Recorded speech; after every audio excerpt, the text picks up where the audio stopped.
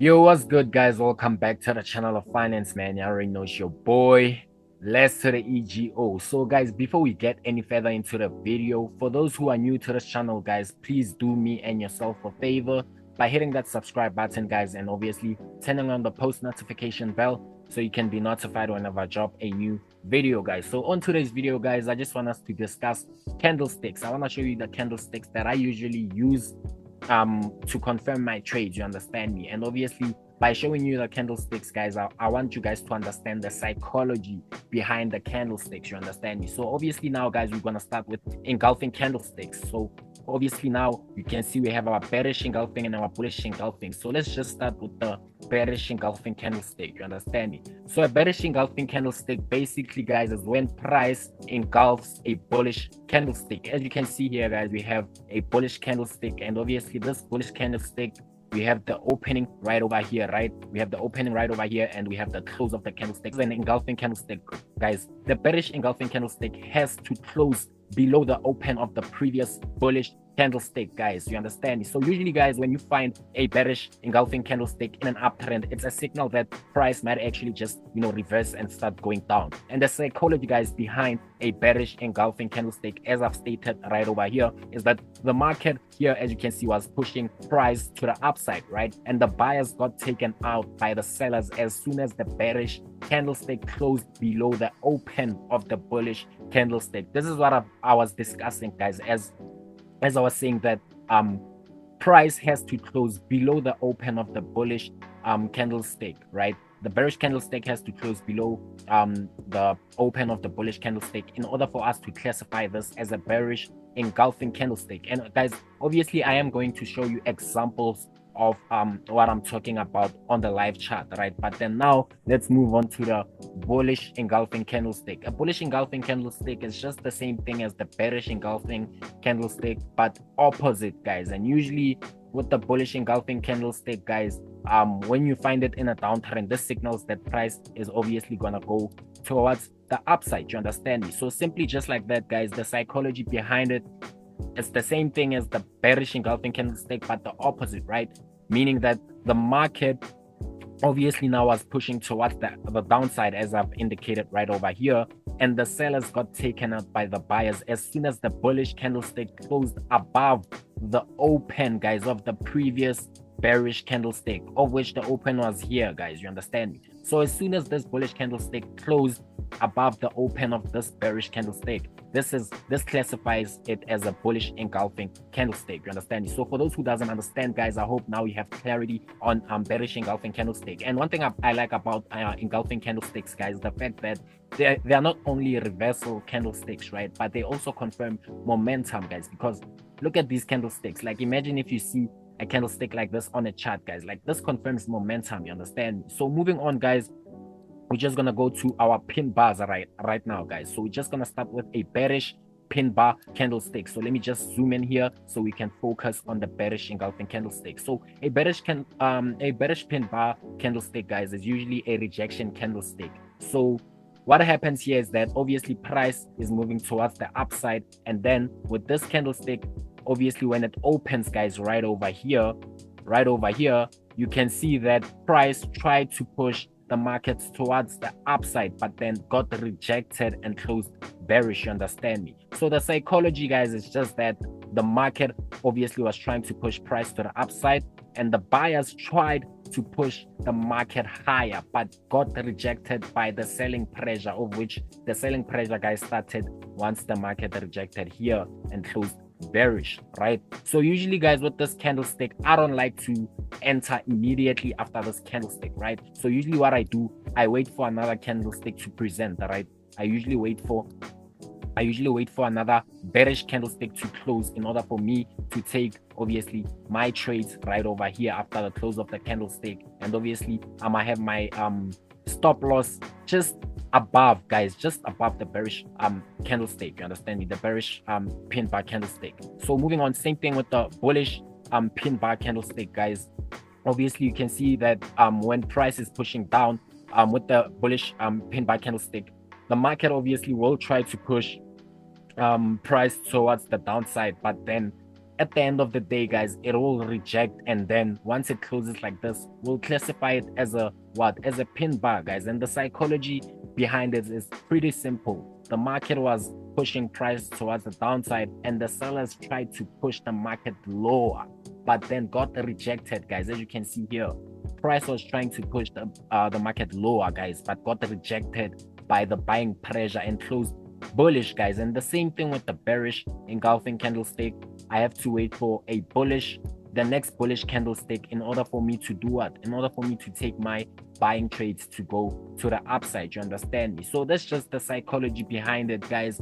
I hope this is not too confusing, and I hope the way that I'm explaining it to you guys is giving you clarity. You understand me? I hope that you understand it much better, guys. So let's move on to other candlesticks. You understand me, guys? So we have a bearish harami, guys. For those who doesn't know what a bearish harami is, guys, some people call it a inside bar candlestick. You understand me? The pregnant candlestick, whatever, guys. It has a lot of nicknames, but me, I prefer the bearish harami. You understand me? So this happens when obviously now price closes inside this bullish candlestick. You see now this bullish candlestick, guys, it's much huger than this bearish candlestick. It's like a engulfing candlestick, but in another opposite way. You understand me? So obviously now when you have price like this, guys, this type of candlestick is an indecisive candlestick. I don't like entering my trades immediately after it closes, because of why? I still have to wait for what? For momentum, guys. You can see that this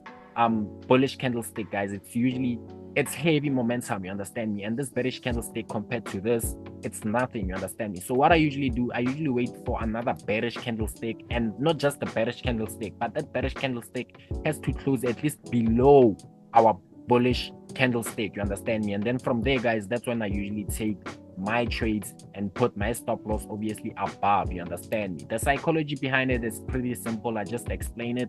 It's an indecisive candlestick, and obviously if it occurs in an uptrend, it can indicate that a reversal is about to happen, but you have to wait for the next candlestick to close bearish before entering. You understand me? But then remember, guys, it has to close below the bullish candlestick. You understand me?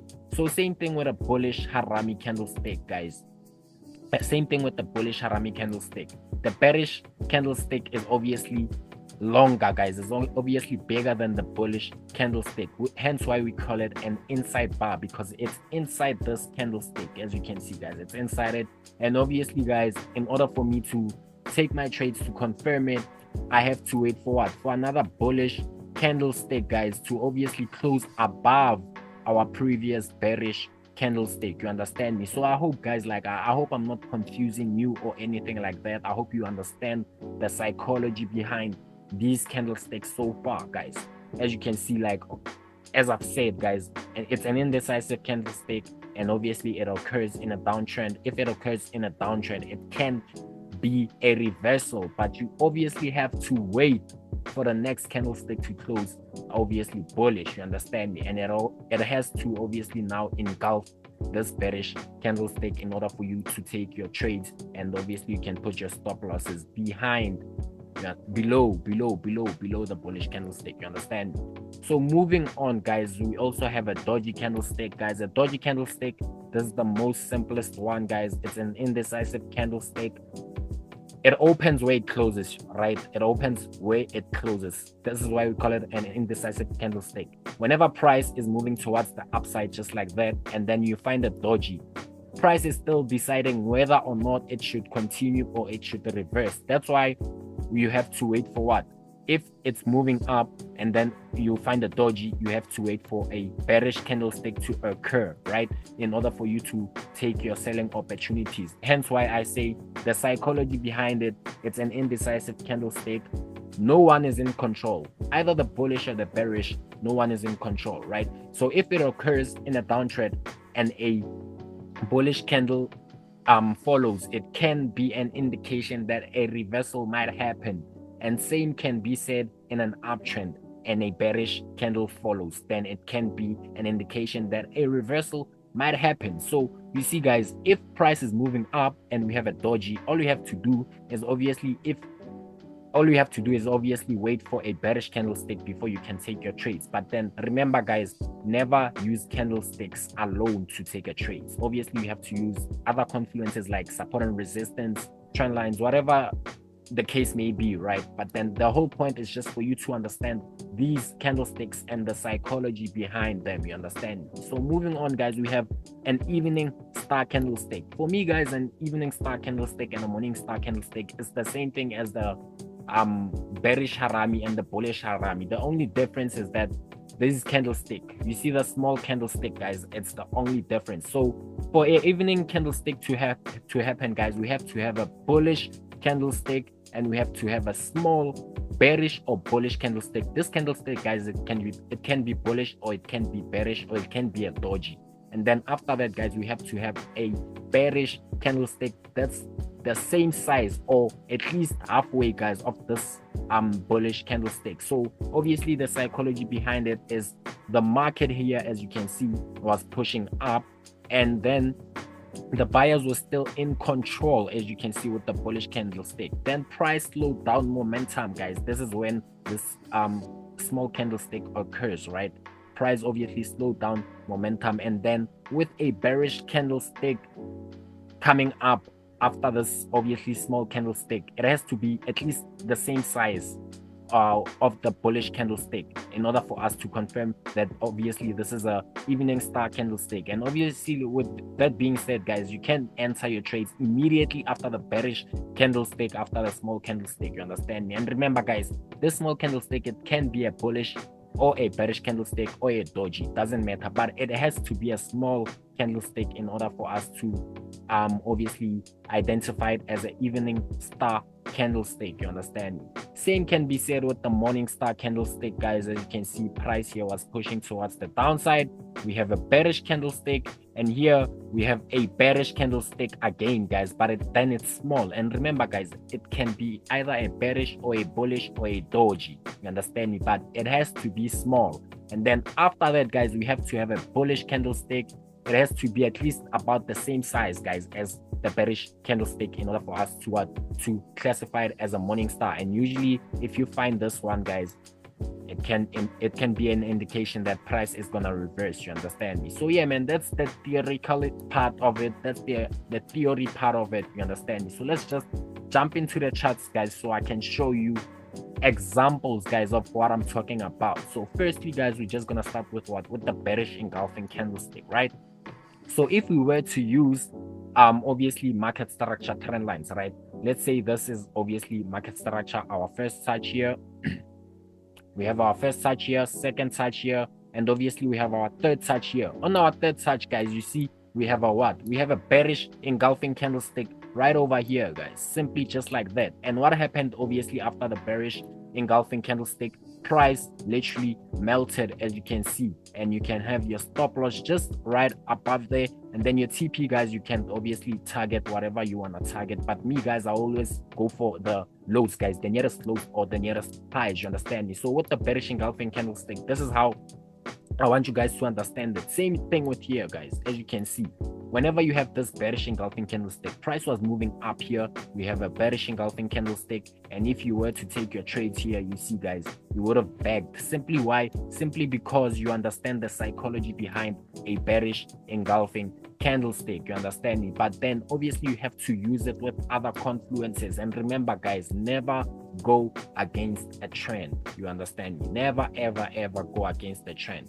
So moving on, bullish engulfing candlestick, guys. We have a bullish engulfing candlestick right over here, guys. As you can see, price was moving towards the downside here, and then price got engulfed. This candlestick got engulfed. What happened after that, guys? Price literally went all the way to the upside. You understand me? So imagine if you use these candlestick patterns along with your other strategy confluences, guys. Imagine how powerful it would be for you to confirm your trades. You understand me? So let's just try to find another example of a bullish engulfing candlestick so you can be able to see what I'm talking about. And remember one thing, guys, it doesn't always work out. Just because it's an engulfing candlestick and it's supposed to reverse doesn't mean that it's always gonna reverse. You understand me? That's why I say you have to use other confluences Like here, guys, you can see price here was trying to push the market toward the downside, but got engulfed, you understand me? Hence, price literally went towards the upside all the way, you understand?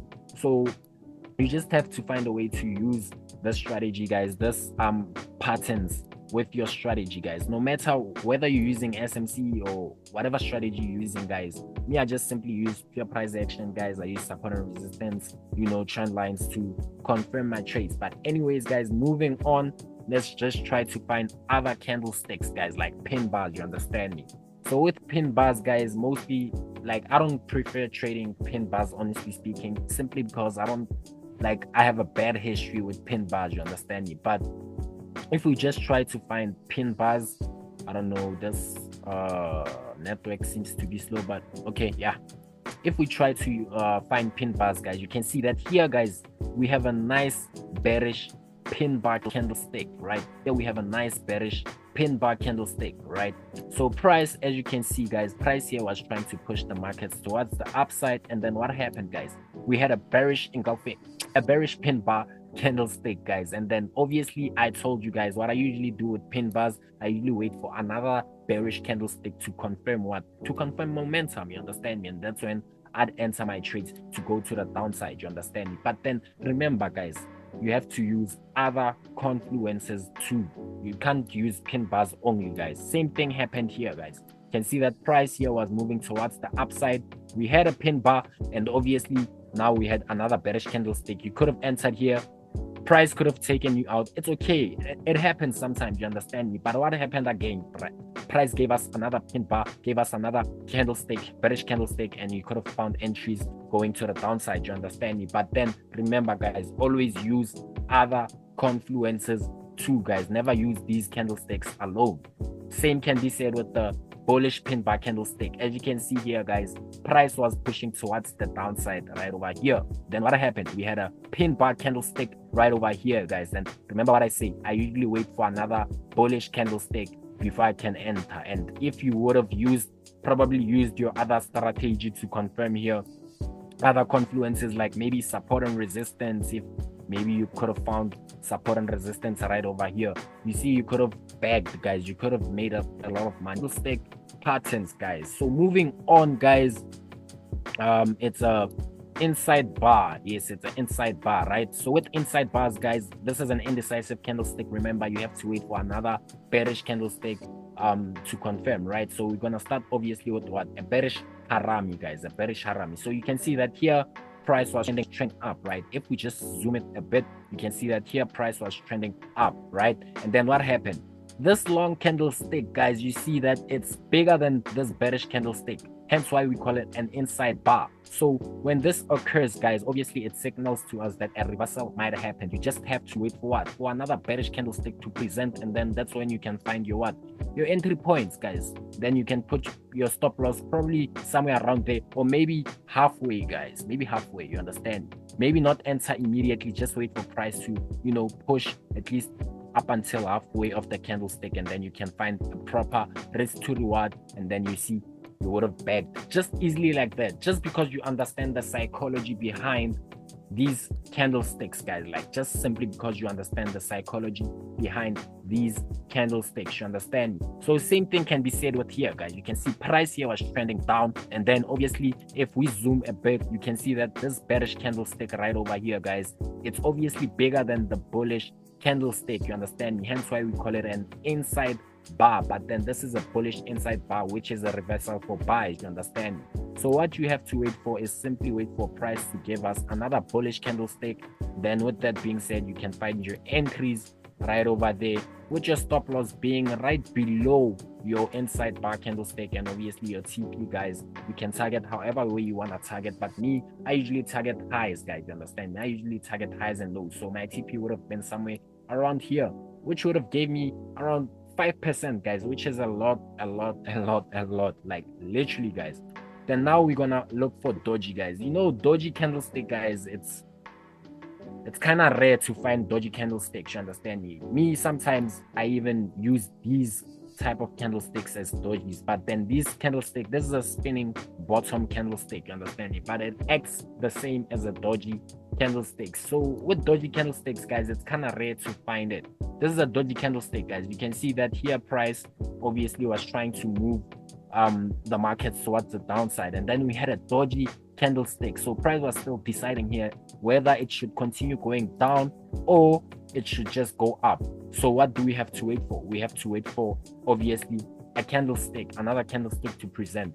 What do we have? We have a bullish candlestick. So after a bullish candlestick, obviously this indicates that now we can buy. Why? Because simply we can see that if we add other confluences, it would make sense. Here, guys, obviously it wouldn't make sense because it's not part of the strategy, right? But then that's not what we're focusing on. What we're focusing on is simply candlesticks, guys, and the psychology behind each and every candlestick. You understand me? So now moving on to other candlesticks, guys, we have to find out morning stars and evening stars, right?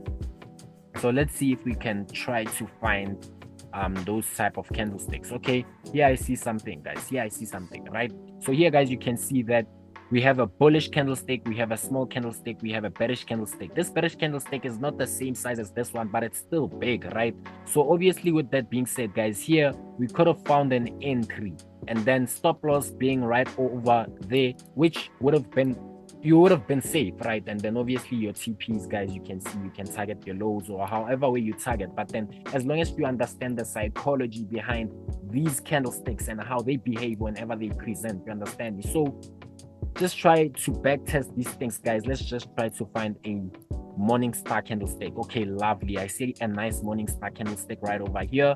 As you can see, guys, here we have a bearish candlestick followed by a small candlestick. Remember what I told you, guys, it doesn't matter if it's a bullish candlestick or it's a bearish candlestick, as long as it's small, guys. And then after that we have a bullish candlestick that's the same or even more, but as long as it's like bigger, it's a big candlestick, we classify it as a what? As a morning star candlestick. And if you would have entered somewhere around here, guys, put your stop loss here, you see you would have been safe, begged, made a lot of money and whatever. But then that's not the case, guys. The case is to understand the psychology behind these candlesticks and obviously try to use it with other confluences of your strategy. You understand me? So yeah, man, I hope you found this video useful, guys, and I hope now you understand candlesticks much better, guys. For those obviously who didn't understand these candlesticks better, you understand me? And guys, make sure you comment, guys. Let me know what you think about today's video. Was it helpful to you guys, or am I confusing you? Should I do another video?